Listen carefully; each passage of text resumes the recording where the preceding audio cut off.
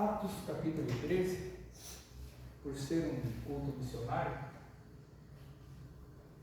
vamos ver de que maneira uma determinada igreja cristã, lá do passado, ela trabalhou na obra missionária, para que a gente possa entender um pouquinho como que funciona o levantamento de pessoas para que venham fazer essa obra de Deus. Vamos ler do versículo 1 até o versículo 12, capítulo 13 de Atos. Ele vai falar sobre a primeira viagem missionária de Barnabé e Paulo, e eles vão se deparar com uma situação contrária, uma adversidade contra a obra que Deus havia separado eles e levantado eles para pregar o Evangelho. Diz assim no primeiro versículo a palavra de Deus: havia na igreja de Antioquia profetas e mestres, Barnabé, Simeão, por sobrenome Níger, Lúcio de Cirene, Manaém, Colácio de Herodes, o tetrarca e Saulo. E servindo eles ao Senhor e jejuando, disse o Espírito Santo: separai-me agora Barnabé e Saulo para a obra a que os tenho chamado. Então, jejuando e orando, impondo sobre eles as mãos, os despediram. Enviados, pois, pelo Espírito Santo, desceram a Seleucia e dali navegaram para Chipre. Chegados a Salamina, anunciavam a palavra de Deus nas sinagogas judaicas. Tinham também João como auxiliar. Havendo atravessado toda a ilha até Pafos, encontraram certo judeu mágico, falso profeta, de nome Bar-Jesus, o qual estava com o procônsul Sérgio Paulo, que era homem inteligente. Este, tendo chamado Barnabé e Saulo, diligenciava para ouvir a palavra de Deus. Mas opunha-se-lhes Elimas o mágico, porque assim se interpreta o seu nome, procurando afastar da fé o procônsul. Todavia Saulo, também chamado Paulo, cheio do Espírito Santo, fixando nele os olhos, disse: ó filho do diabo, cheio de todo engano e de toda malícia, inimigo de toda justiça, não cessarás de perverter os retos caminhos do Senhor? Pois agora, eis aí está sobre ti a mão do Senhor, e ficarás cego, não vendo o sol por algum tempo. No mesmo instante caiu sobre ele névoa e escuridade, e andando à roda, procurava quem o guiasse pela mão. Então o procônsul, vendo o que sucedera, creu maravilhado com a doutrina do Senhor. Amém? Irmãos, Jesus, nas suas últimas palavras, antes dele ser levantado para o céu, lá em Atos, no capítulo 1, no versículo 8, Jesus ele deu uma recomendação, uma ordem para os seus discípulos. Estavam ali reunidos mais ou menos 500 pessoas, quando Jesus ele chegou e falou as suas últimas palavras para o seu povo. Ele disse assim no versículo 8 de Atos capítulo 1: mas recebereis poder ao descer sobre vós o Espírito Santo, e sereis minhas testemunhas tanto em Jerusalém como em toda a Judéia e Samaria, e até aos confins da terra. Esse capítulo que a gente leu, esses primeiros versículos do capítulo 13, ele vai ser dada, alargada, o início da última parte da comissão de Jesus, aonde Jesus ele chegou e falou o quê? De chegar e levar a palavra de Deus, o Evangelho, até os confins da terra. E essa missão, ela começou exatamente a partir dessa obra missionária, que Barnabé e Paulo foram separados e levantados para isso. E esse pregar até os confins da terra, ele está acontecendo até os dias de hoje, e ele vai acontecer até o dia de Jesus Cristo voltar.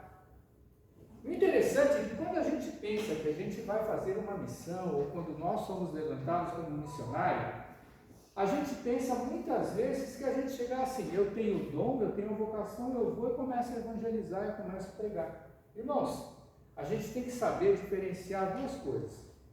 Evangelizar e ser missionário são duas coisas estão relacionadas, mas elas não são a mesma coisa. Evangelizar é um dever nosso, porque Jesus ele chegou e falou para todos: ide por todo mundo pregar o Evangelho, para qualquer pessoa. Agora, quando nós somos levantados para fazer uma obra missionária, ela não pode ser feita de qualquer jeito. Existe toda uma situação para acontecer. E aí, nesse capítulo 13, a gente vai chegar e a gente vai ler, e ver que a primeira coisa que vai falar acerca de uma igreja, ele está falando da igreja de Antioquia, que era uma das maiores igrejas, um dos maiores centros evangelistas que existia lá na igreja primitiva. Ele vai começar a citar 5 nomes. Ele vai falar sobre 5 homens que eram profetas e mestres. Profetas e mestres a gente não sabe diferenciar. Quando a gente chega e vai estudar as Escrituras, a gente não sabe diferenciar até onde vai o ofício daquele que é profeta e até onde vai o ofício daquele que é mestre. Por quê? Porque os dois eles estão diretamente relacionados e ligados a chegar e pregar o Evangelho, pregar a palavra de Deus, seja ela através do ensinamento por um mestre, seja ela através de uma pregação por um profeta. Isso não significa, por exemplo, muitas vezes nós chegamos e confundimos que o profeta ele simplesmente ele vai chegar e trazer uma revelação para a igreja. Não, não é isso daí.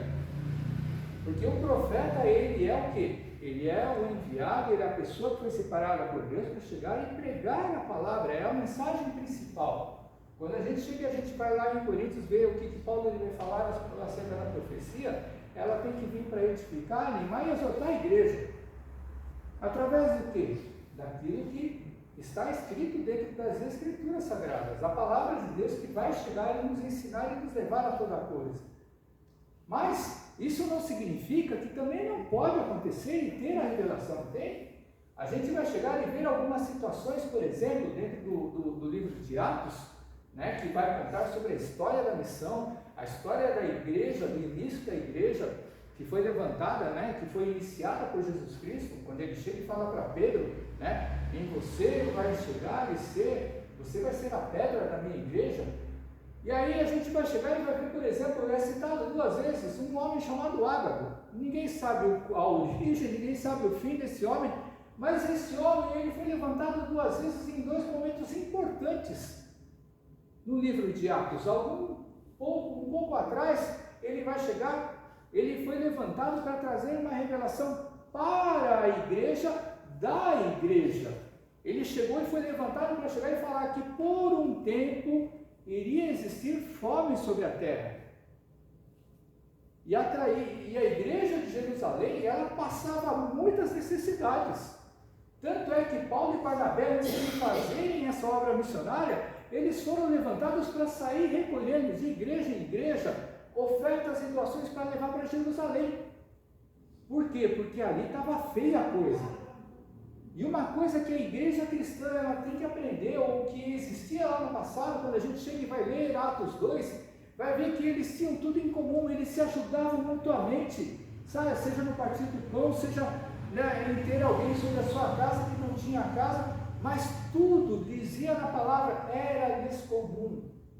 Hoje em dia não, irmãos? Hoje em dia a gente vive num tempo em que primeiro eu e depois o resto, e olha lá ainda, mesmo tendo condição da gente chegar e fazer alguma coisa pelo resto, a gente pensa assim, resto é resto, o que interessa sou eu. A gente vive num mundo que é assim. Hoje a humanidade ela vive assim, dessa maneira. O centro da vontade sua é você. Nunca mais é família, nunca mais é o seu próximo, nunca mais é Deus. O centro da sua vontade é você. Você é o seu Deus, você é a pessoa que tem que se cuidar, e se você não se importar com você, ninguém vai se importar com você. Só que isso faz com que a gente viva num mundo onde eu passo, você, qualquer pessoa que vive dessa maneira, chega e vai fazer com que você seja o seu próprio Deus. E não é dessa maneira que a palavra de Deus ela ensina. Então a gente chega e vai ver que lá na igreja de Antioquia existiam 5 homens. Como a gente chegou e leu nesse primeiro versículo aqui, que ele vai falar, tinha um homem chamado Barnabé, que era o que foi separado, tinha um homem chamado Simeão, outro chamado Lúcio, outro chamado Manaém e outro chamado Saulo, que também é o que está aqui. E olha só que interessante, dentro de uma obra missionária, dentro de alguém que é levantado para fazer uma missão, irmãos, o que esses homens fizeram? A primeira coisa que eles fizeram, que é importante que a gente tenha que chegar e a gente tem que pensar nisso daí. Primeira coisa, o missionário ele tem que ser vinculado a uma igreja. Não existe missionário sem igreja. Não existe missionário sendo célula solta. E a gente não pode confundir. Evangelizar, nós podemos evangelizar e devemos evangelizar todos. Mas qual é a função de um missionário? Plantar a igreja, edificar uma igreja, você chegar e você num lugar onde não existe evangelho, ninguém sabe que tem Jesus Cristo, ele vai lá exatamente para isso. Então a gente vê muitos missionários, por exemplo, quando a gente ouve testemunhos do trabalho que eles fazem em obras ribeirinhas. Está cheio de lugar por aí no Brasil, aqui mesmo no estado de São Paulo. Existem povos ribeirinhos onde vai uma pessoa ali, no meio de uma vila, de uma habitação, onde ninguém sabe quem é Jesus. Vê se pode. A gente fala a mesma língua e existe dentro do Brasil pessoas que convivem num lugar onde não sabem quem é Jesus. E aí vai um missionário para trabalhar e começar a mostrar quem é Jesus Cristo. Só que, numa obra missionária, olha só o que esses homens fizeram. O que foi que eles fizeram? Presta atenção. Versículo 2, ele está dizendo assim: servindo eles ao Senhor e jejuando, disse o Espírito Santo: separai-me agora Barnabé e Saulo para a obra que eu os tenho chamado. Como que o Espírito Santo ele vai trabalhar? Primeiro, esses homens que eram profetas e mestres dentro da igreja, eram pessoas que conheciam a palavra, eram pessoas que se dedicavam a buscar a palavra de Deus. Lembra lá em Atos 6, quando foram levantados, Atos 5, 6, que foram levantados os primeiros diáconos, o que os apóstolos fizeram? Levantaram os diáconos para chegar e fazer a obra da igreja, as obras de caridade, as doações da igreja, para que eles pudessem buscar cada vez mais o quê? Revelação, conhecimento da palavra, estudo, dedicação da palavra, para quê? Para poder orientar o povo da igreja, para que a igreja ela não ficasse sem a orientação de Cristo. Muitas vezes a gente pensa assim, mas eu não preciso de um pastor, eu não preciso de alguém que conheça profundamente a palavra de Deus, porque eu já tenho a Bíblia na minha mão. Tudo aquilo que a gente lê da Bíblia, a gente entende. Até quando a gente estuda, a gente conhece, a gente se prepara para isso. Existem situações dentro da palavra de Deus que para nós às vezes é desconhecida. Até mesmo nessa situação, de que maneira o Espírito Santo trabalhou na vida desses 5 homens para eles escolherem e separarem Barnabé e Saulo. Olha só que interessante. Está dizendo aqui que eles serviam ao Senhor, ou seja, o tempo deles era dedicado a Deus, à obra de Deus. Nós aqui, todos nós que convivemos nesse lugar, nós não temos o tempo da nossa vida completo dedicado a Deus. Por quê? Porque nós dividimos a nossa vida de dedicação a Deus com o quê? Com o nosso trabalho, com a nossa família, com as nossas obrigações. Esses homens aqui, eles estavam separados para servir a Deus. E aí o que eles fizeram? Oravam e jejuavam até o dia que o Espírito Santo ele chegou e falou: separa Barnabé e Saulo. Separa Barnabé e Saulo. De que maneira ele falou, gente? De que maneira o Espírito falou no meio desses homens? Provavelmente ele chegou e usou um dos 5, mas quando ele usou, veio com o quê? Com uma confirmação dos outros 4. Quando a gente fala Barnabé e Saulo, para eles poderia até ser uma coisa normal, né? Sendo que eles já eram esses homens separados. Eles eram esses homens separados. Por quê? Porque eles já tinham sido enviados para chegar e coletar as ofertas. Irmãos, quando alguém começa a correr as igrejas para chegar e receber e colher as ofertas para levar para Jerusalém, você acha que eles não iriam pregar nessas igrejas? Você acha que eles não iriam orar nessas igrejas? Você acha que eles não iam chegar e ter comunhão com essas igrejas? Mas é lógico. Então eles já foram preparados, sabe, pelo próprio Senhor, antes mesmo deles serem levantados oficialmente pela igreja. E outra, a igreja de Antioquia, ela era uma igreja poderosa. Poderosa o quê? Porque era uma igreja onde foi, por exemplo, o lugar que enviou Paulo, o lugar que cuidou de Paulo, o lugar que chegou e teve Paulo, angariou Paulo para chegar e comissionar ele para fazer a obra. A igreja de Antioquia foi um celeiro de missionários, de pessoas que foram preparadas para chegar e pregar o Evangelho do Senhor. E aí o Espírito Santo chegou e tocou no coração deles, eles chegaram e falaram: certo, Senhor, vamos separar Paulo e Barnabé para chegar e fazer essa obra. E aí o que eles fizeram? Eles chegaram e impuseram suas mãos, eles chegaram, oraram e comissionaram, ou seja, enviaram. Para um missionário ele fazer uma obra, ele tem que chegar e ser levantado por uma igreja. Segunda coisa, irmãos, que a gente vai aprender dentro da palavra de Deus: a direção de enviar alguém, ela tem que ser dada e confirmada por Deus. Não pode ser simplesmente assim: eu cheguei, eu quero ser missionário. Eu já ouvi isso em algumas igrejas que eu já passei. Eu quero ser missionário lá no Canadá. Puxa vida, eu quero ser missionário lá na França. Às vezes a gente pensa assim, uma coisa meio que estranha, quando a gente começa a chegar e ouve falar de missão. Você fala francês? Você fala inglês? Não. Mas Deus ele tocou no meu coração para eu ir. Irmãos, é fácil falar uma coisa dessa. Agora vai chegar e querer ir lá no meio da guerra. Quem vai querer ir lá para a Ucrânia? Quem vai querer ir lá para o Irã? Quem vai querer ir lá para Israel, lá para a Palestina, para chegar e pregar o Evangelho? Ninguém, se for dessa maneira.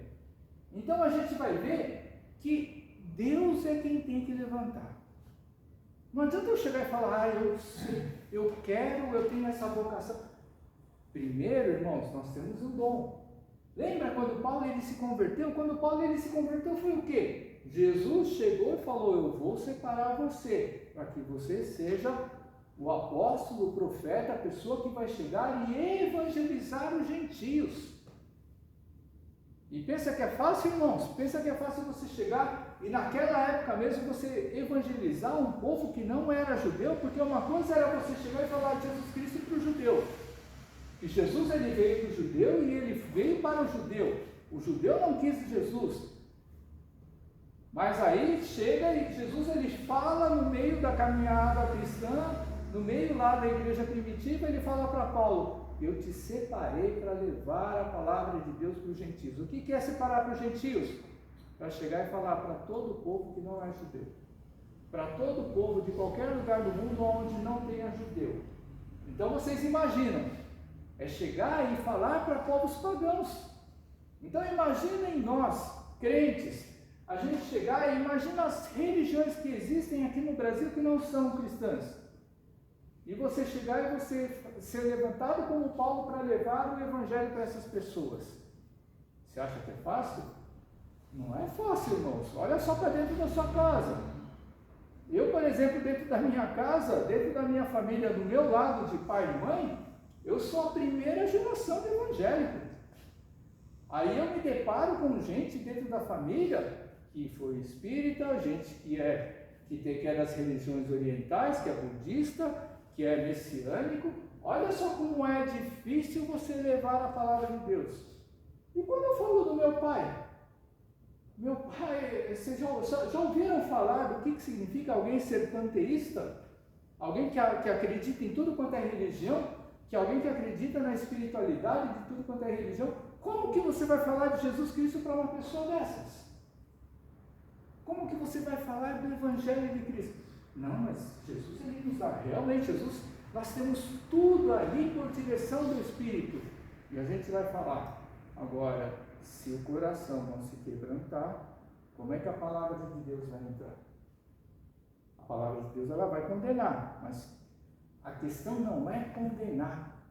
O que Deus ele chega e fala através de Pedro?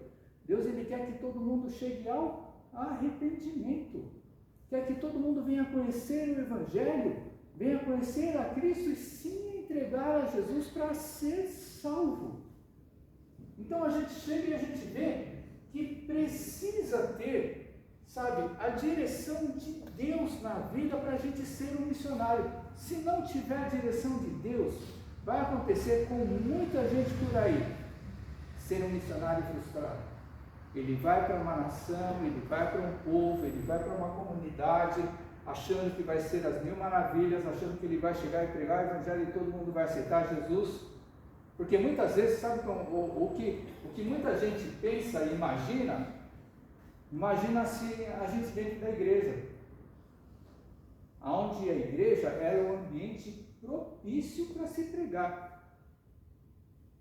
Só que o ambiente que nós temos dentro da igreja nunca é o ambiente lá fora no mundo, nunca é o ambiente dentro das nossas famílias, dentro das nossas casas. Quando você pensa dentro da sua família, como o nosso irmão esteve orando para a gente chegar e orar pelas famílias, pelos familiares nossos que não são cristãos, quando você começa a pensar nos membros da sua família que não conhecem, não têm a Cristo, olha como é difícil você chegar e você falar da verdade. Porque nós temos o Espírito Santo de Deus na vida da gente, e quando a gente chega e ouve uma palavra de Deus, e quando a gente chega e recebe uma palavra de Cristo, a gente fica com o coração cheio, a gente fica alegre dentro de nós, a gente vê a verdade, a gente conhece um pouco mais da palavra, a gente vai verificar as Escrituras e ver que é assim mesmo, a gente vai ver que os milagres que vêm acontecendo, os milagres que Deus ele trabalha e opera, a gente vai ver e vai conhecendo como funciona essa fé que Cristo ele colocou nas nossas vidas e no nosso coração. E aí quando você vai lá fora, sabe o que as pessoas elas fazem? Começam a usar a gente, começa a querer usar, achando que a nossa espiritualidade, achando que a sua fé vai se unir com a espiritualidade dele, naquilo que ele acredita, irmãos. Quantas vezes a gente já não passou por isso? Agora eu vou falar. A palavra de Deus ela é bem clara. Deus, ele não divide a sua glória com ninguém. Se tiver que acontecer um milagre para alguém chegar e falar, foi o Deus dele com o meu Deus que funcionou. Isso não existe. Deus não coloca a mão em nada aquilo que o homem ele chega e ele acredita. Você já reparou? Quantas vezes você chega e você ora para Deus para acontecer alguma coisa na sua vida e você mesmo vai correr atrás da bênção? Aí eu digo para você, aconteceu rápido ou demorou? Às vezes nem aconteceu, né? Por quê? Porque enquanto a gente colocar a nossa mão, Deus ele não põe a dele. A fé não significa eu chegar e orar para Deus e eu sair correndo atrás, eu achando que eu não posso nada, se não for por direção de Deus. Eu só vou conseguir fazer alguma coisa se Deus ele chegar e falar, vai e faz. Vai para aquele lado. Lembra lá, quando Jesus ele chegou, ele ressuscitou, mas ainda os seus discípulos, Pedro e os seus discípulos lá, eles estavam ali e foram pescar, porque estava todo mundo com depressão, falou, perdemos o nosso mestre, perdemos o nosso Senhor, aquele que a gente esperava que fosse ser o Salvador das nossas vidas. O Salvador que eles achavam era daquele momento político que eles viviam, de perseguição de impostos. E aí Jesus ele chega e eles ficaram a noite inteira sem catar um só peixe. Olha só que frustração, eram pescadores e ficaram a noite inteira jogando a rede e não conseguiam pegar um só peixe. Aí chega Jesus, encontra com eles e fala, joga do outro lado. E aí veio um monte de peixe. Isso daí, irmãos, é aquela história. Enquanto a gente estiver colocando a nossa mão naquilo que a gente pede para Deus, Deus não vai fazer nada. Porque Ele não divide a sua glória com ninguém, nem mesmo com nós, a não ser que Ele mande. Se Deus mandar, aí sim. Aí vai acontecer, mas enquanto eu achar que eu posso, Deus ele não vai fazer nada. Por quê, irmãos? Porque a glória só é de Deus. A glória nunca é do homem, a glória nunca é da mulher, a glória nunca é naquilo que você confia. Se eu não chegar e não colocar a minha fé em prova e descansar em Deus, as coisas não acontecem como a gente quer. Por isso que muitas vezes a gente pensa assim, vai demorar. A gente pensa assim, puxa vida, como está difícil, como está impossível. Mas já reparou? Quando Deus está fazendo algo na vida de alguém, o próprio Espírito Santo de Deus, ele chega e trabalha de uma maneira no nosso coração e fala assim, é que a gente não ouve essa voz assim, dessa maneira, né? Mas a gente vê pelas nossas atitudes. Deus, ele chega e fala assim, descansa. Já não chegou um momento da sua oração em que você fez uma oração depois de tanto tempo, aí você na sua oração chega e fala, Senhor, seja o que o Senhor quiser. E aí você descansa e vai continuar vivendo a sua mesma vida que você sempre vive, lutando, batalhando, sofrendo as dificuldades. E aí o milagre acontece, irmãos. E aí as coisas elas realizam, as portas se abrem e funciona dessa maneira. Só que nós temos que estar sensíveis, olhando, ouvindo, meditando na palavra, buscando a presença de Deus. Uma coisa que é interessante, que fala aqui, mas não é uma coisa que acontece sempre na história da missão evangélica. Mas nesse momento específico, eles jejuaram. Eles fizeram tudo, irmãos. Tudo aquilo que era necessário, tudo aquilo que era dever, tudo aquilo que era, sabe, as coisas que deviam acontecer da maneira que a gente é cristão e proceder dentro daquilo que Jesus ensinou. Uma vez Jesus ele chegou e falou, né? Se não for com jejum, de maneira nenhuma você vai expelir essa casta de demônios. Não é simplesmente você chegar e em nome de Jesus sai. Às vezes você tem que estar revestido, você tem que estar buscando, você tem que estar dentro da presença de Deus, você tem que estar em comunhão plena com Deus. E como é que eu faço para ter essa comunhão plena com Deus? É muito trabalho, é muita dedicação, mas acima de tudo, é muito coração que nós temos que derramar na presença de Deus. Já reparou que o seu coração, o meu coração, o nosso coração, ele é dividido? Nosso coração é dividido entre as nossas paixões, nosso coração é dividido entre nós adorarmos e servirmos a Deus, o nosso coração é dividido com as nossas famílias, o nosso coração é dividido com o nosso trabalho, nosso coração é dividido com as nossas coisas que nós precisamos ou queremos fazer para aliviar a pressão que sofremos no mundo. O nosso coração, irmãos, ele tem várias divisões. Só que quando Deus ele chega e fala, ou melhor, quando diz o primeiro mandamento, amar a Deus acima de todas as coisas, com toda a sua força, com todo o seu entendimento, a gente chega e a gente pensa o que disso daí? Que em primeiro lugar na nossa vida tem que estar Deus. E a gente fala isso da boca para fora. Falamos isso sempre. Agora, as nossas atitudes, elas não dizem isso que nós falamos. O nosso viver, a nossa rotina, o nosso dia a dia, não funciona dessa maneira. Mas voltando para o assunto da obra missionária, olha só como funcionam todas essas coisas. Eles foram levantados, eles foram comissionados e eles foram enviados. Não é verdade? Eles não foram enviados, eles foram começar a ir longe, irmãos. Eles foram até chegar lá em Chipre. Então aí vocês começam a pensar o seguinte: por que alguém tem que ser enviado por uma igreja? Tem que ser comissionado por uma igreja? Sabe por quê, irmãos? Para que o missionário ele não seja salvo à solta. Existe uma coisa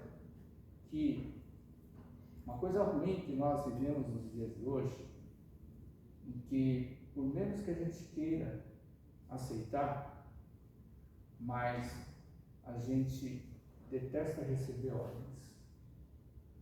Nenhum de nós gosta de ser mandado, principalmente nos dias de hoje. É difícil a gente receber ordens. Quando você está no emprego, você sabe que as regras daquele emprego, daquele trabalho são aquelas, você vai e faz.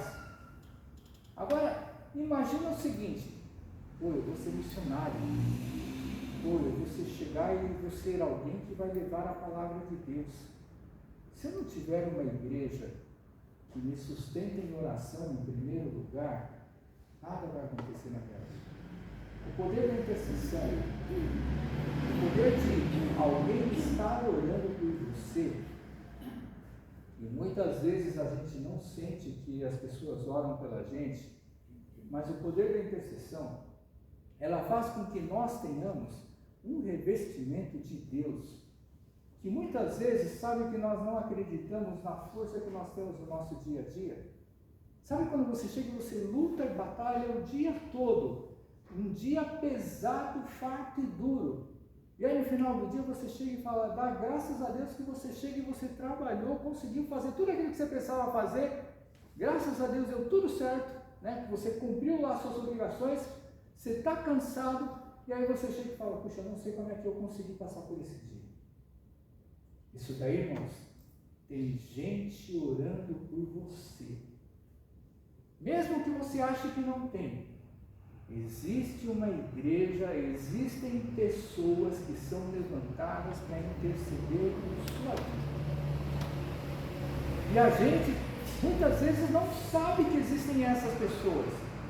Só que nas nossas orações, nós temos que agradecer a Deus por essas vidas, mesmo que nós não as conheçamos, ou mesmo que nós não nos lembremos que existem pessoas que oram por nós.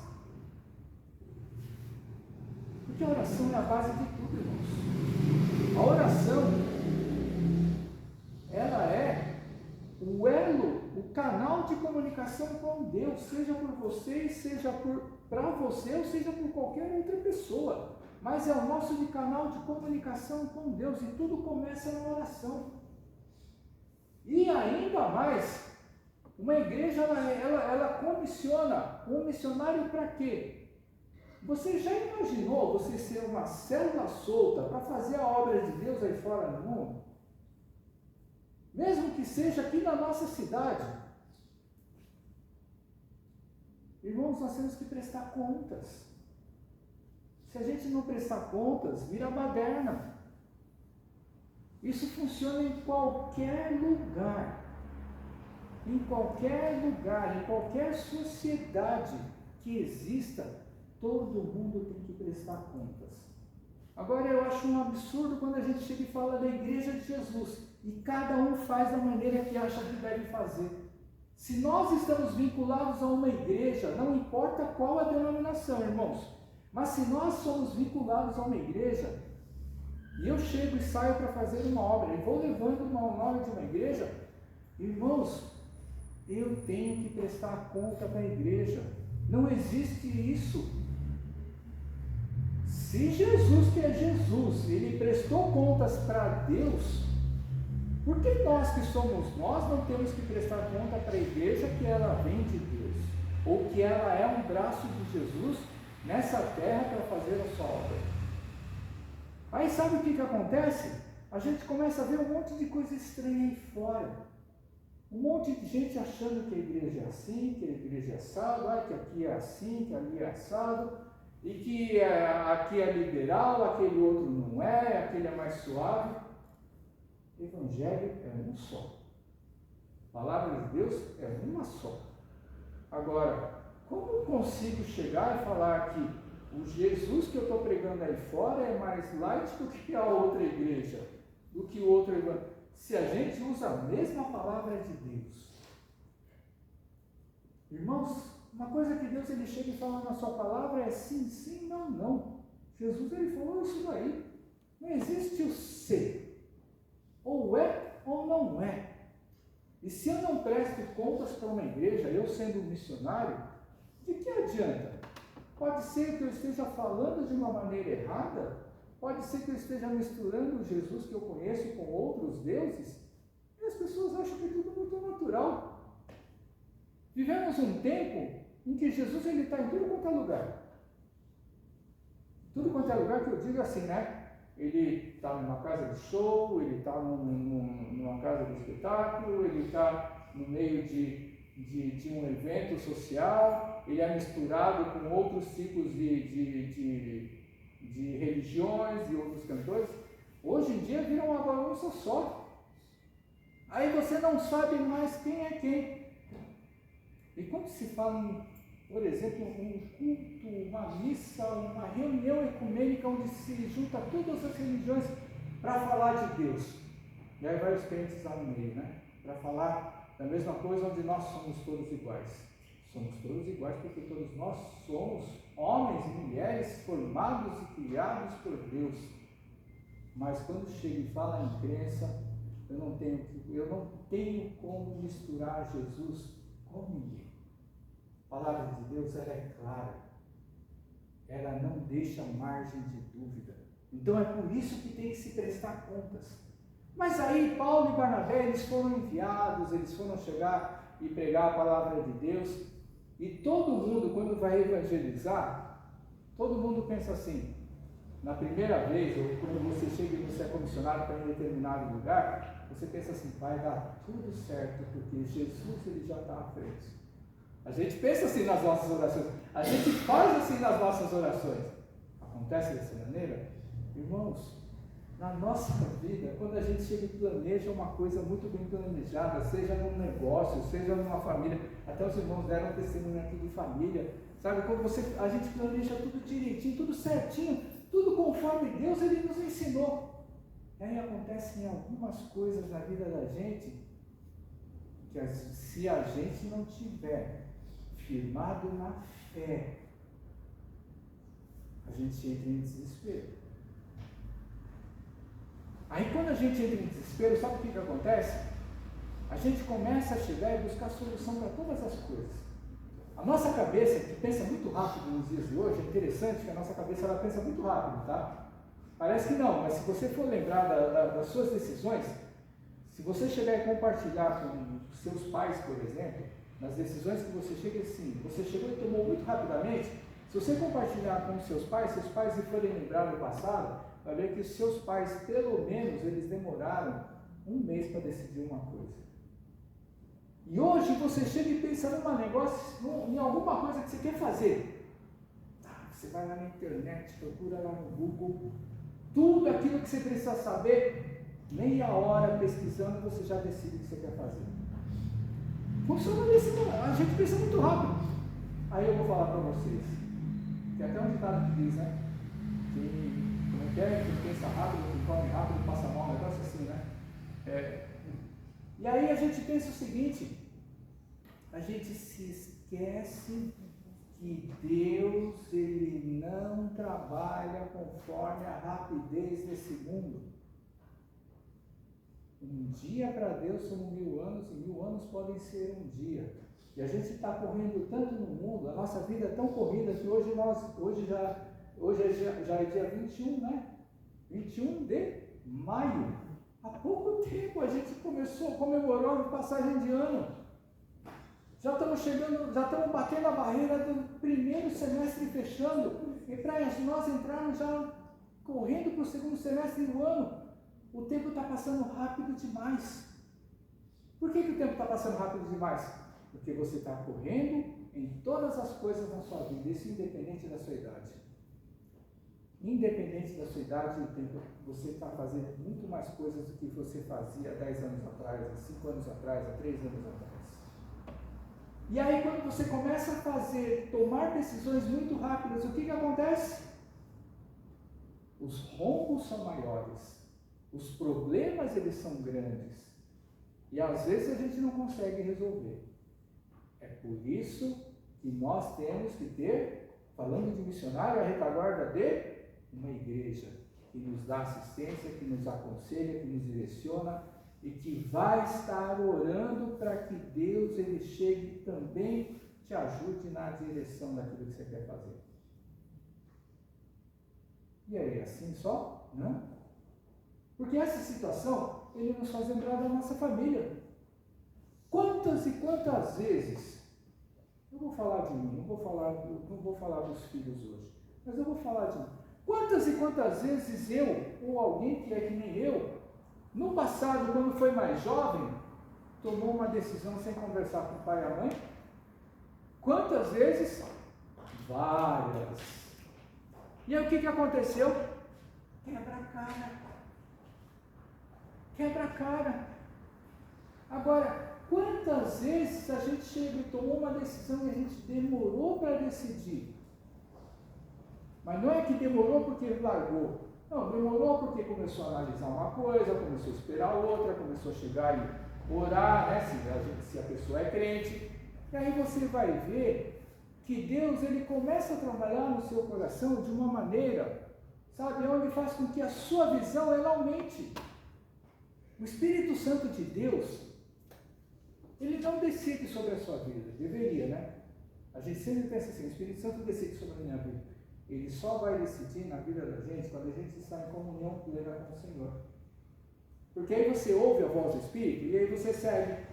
Agora é interessante que Romanos 8 ele fala que o Espírito Santo ele chega e geme com gemidos inexprimíveis sobre a nossa vida e no nosso coração. Por quê? Porque nós não ouvimos a voz do Espírito. Nós ouvimos a voz da nossa razão. Ouvimos a voz da nossa consciência. Então aí o Espírito ele chega e fica assim, querendo mostrar um caminho para nós, e a gente sempre está escolhendo outro. Então, uma coisa que o Espírito ele trabalha muito na vida da gente, quando você começa a chegar e você começa a deixar um pouquinho o tempo correr para você tomar a decisão correta. Sabe o que o Espírito ele faz?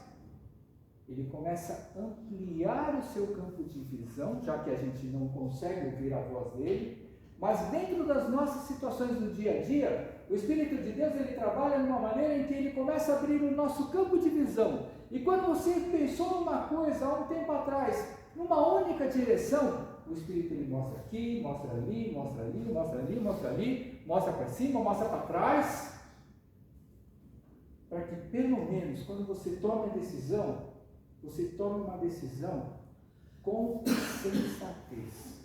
Essa é a palavra certa. Hoje em dia, nós não tomamos a decisão sensata quando nós decidimos rápido. Quando decidimos rápido, nós tomamos uma decisão por impulsão. Aquela em que você é impelido, aquela que você é jogado. Você não sabe se é o diabo ou Deus que está te jogando para aquela direção. Quando você toma uma decisão rápida. Agora, quando você começa a esperar um dia, dois, e vai deixando o tempo passar, mas sempre buscando uma direção, sempre buscando conhecimento, sempre buscando o porquê disso, o porquê daquilo. Aliás, porque é uma pergunta que nós devemos fazer sempre. Por que eu quero isso? Por que eu quero fazer aquilo? Por que eu tenho esse caminho só para seguir? O porquê, ele pode chegar e abrir muito da nossa visão. Então, quando eu estou falando de uma igreja, eu estou falando de nós como filhos, ou nós como alguém a quem nós devemos prestar contas, porque assim, se eu na minha juventude, olha que eu já sou velho, se eu na minha juventude eu achava que não precisava prestar conta para os meus pais, imagina a juventude dos dias de hoje. Imagina a juventude dos dias de hoje. Ah, mas o teu tempo já passou, agora eu estou no meu. Irmãos, não é assim que funcionam as coisas. O mundo pode estar avançado nesse momento, mas a voz da experiência, ela sempre foi necessária. E olha, eu falo para vocês, em muitas coisas eu me arrependo na vida por não ter ouvido uma voz da experiência. E feliz aquele que chega e busca voz da experiência para poder chegar e decidir dentro daquilo que você quer na sua vida. A própria palavra de Deus, ela ensina isso. Na multidão de conselheiros existe sabedoria. Também é certo que na própria palavra diz que há enfado, mas na multidão de conselheiros, quando você chega e ouve várias pessoas falando sobre determinadas situações, você toma a sua decisão. Mas aí chegamos aí, Paulo e Barnabé, eles chegam lá num determinado lugar, vão pregar na sinagoga, porque isso daí era a maneira que eles tinham para poder evangelizar. E hoje existem várias maneiras de evangelizar, mas naquele tempo lá eles iam pregar primeiro na sinagoga. E aí eles se deparam com um homem que é judeu, que é vidente, um homem que chega e é mágico. E olha só que interessante, quando fala judeu, se for lembrar da lei, Deus ele abomina, está escrito no livro de Levítico, Deus ele abomina, está escrito no livro de Deuteronômio, magia e feitiçaria. Agora, como que um judeu que chama Bar Jesus, filho de Josué, o significado desse nome, ele chega e fica fazendo o quê? Adivinhação, mágica, vidência, para poder ganhar dinheiro, para poder ganhar respeito do governador. E aí quando ele chega e vê Paulo pregando o Evangelho, uma palavra maravilhosa, falando sobre a morte de Jesus, a ressurreição de Jesus, falando sobre a obra que Cristo ele fez no mundo, sabe, falando sobre as coisas que Deus ele chegou e enviou Jesus para fazer, para que o ser humano, o homem, ele que está em pecado, pudesse chegar e aceitar a Cristo e ser salvo. Na hora que esse homem ele começa a fazer, ele começa a chegar e fazer o quê? Começa a botar em descrédito a palavra de Deus, para que o governador não viesse acreditar em Paulo. E quantas vezes, quando você chega e você vai evangelizar, você vai levar a palavra de Deus, não vem alguma afronta desse tipo. Agora eu vou falar uma coisa para vocês, irmãos. Para que existia o mágico naquela época? Para que existia o feiticeiro naquela época? Da mesma maneira que existem hoje. Sabe por que existia naquela época? Porque eles queriam chegar e ser o quê? O guia espiritual do governador, Sérgio Paulo, né? Que estava escrito aí na palavra de Deus. Isso funciona, isso existe até hoje. Até dentro da própria igreja, irmãos. Dentro da própria igreja tem pessoas que querem mandar na vida dos outros. Isso não existe, não está na palavra de Deus. As pessoas que estão dentro da igreja, que são líderes, elas estão ali para ensinar, elas estão ali para instruir, mas elas não estão dentro da igreja para mandar na vida de ninguém. Jesus não chegou e não falou isso daí, que vocês vão para o evangelho, ou vão para o mundo pregar o evangelho, e que vai ter gente mandando em vocês. Jesus não disse isso nunca. Jesus ele disse para que todo mundo chegue e pregue e façam discípulo. Fazer discípulo não é mandar na vida de ninguém, irmãos. Muita gente confunde fazer discípulo com mandar, e a gente não manda na vida de ninguém. Se Deus colocou o ser humano nesse mundo para ele chegar e fazer as suas escolhas, mas Deus ele chega e orienta, escolhe o caminho certo, escolhe o caminho bom, escolhe Jesus na sua vida, que você vai ser uma pessoa abençoada em tudo aquilo que você fizer. E aí esse homem, quando ele chega e vê, pensando no seu dia, ele falou, nossa, Paulo vai fazer eu chegar e perder o meu status que eu tenho junto com o governador. E aí começou a falar um monte de besteira, começou a chegar e fazer descrença. Imagina você chegar e pregar para alguém que é uma autoridade. Até que Paulo ele chegou e falou, não é dessa maneira.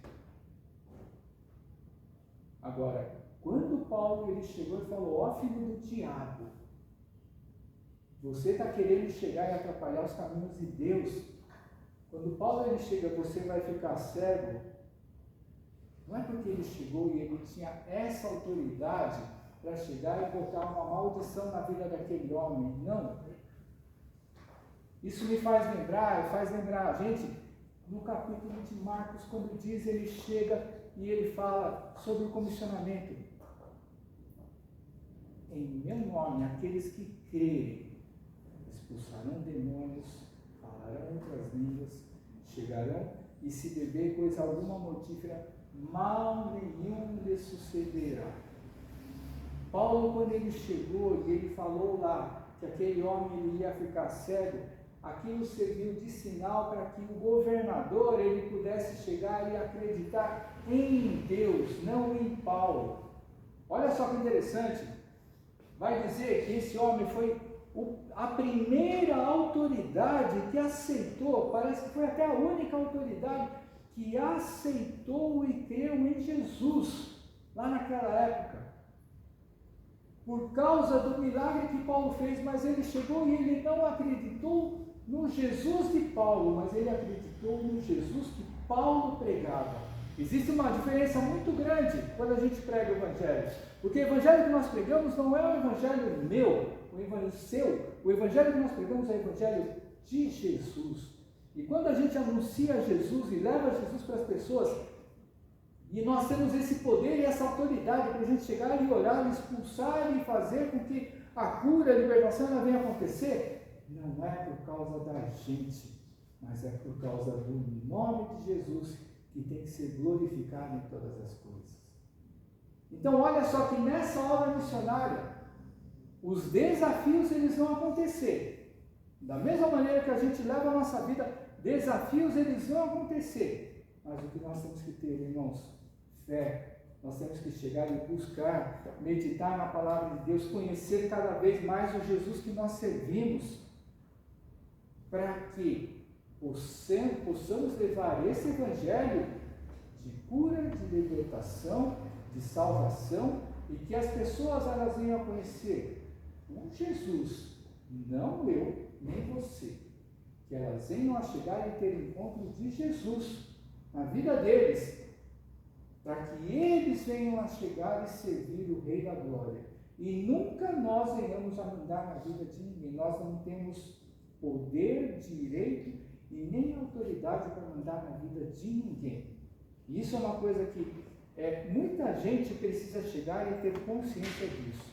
O Evangelho que nós pegamos, nós levamos e nós ministramos é o Evangelho de Deus, em nome de Jesus. Amém?